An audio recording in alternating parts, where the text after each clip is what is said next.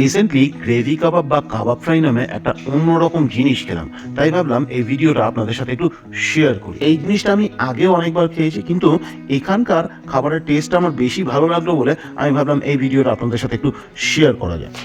কোথায় খেলাম, দাম কত, পুরোটাই জানাচ্ছি এই ভিডিওতে।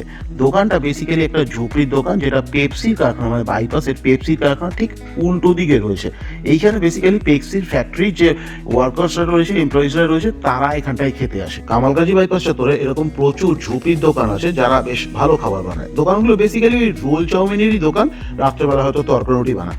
মাঝে মাঝে কিছু জিনিস এরা এত অসাধারণ বানিয়ে ফেলে যেগুলো না দেখি উপায় নেই। চাউমিন খাওয়ার পরে খিদে পাচ্ছিল আরও, তাই ভাবলাম অন্য কিছু একটু ট্রাই করি। জিজ্ঞাসা করলাম ওদের, তোমাদের কাছে আর কি আছে? বললো বিরিয়ানি চাপ আছে আর কাবাব ফ্রাই আছে। দাম 3 পিস চিকেন দিয়ে 40 টাকা আর 6 পিস দিয়ে 80 টাকা।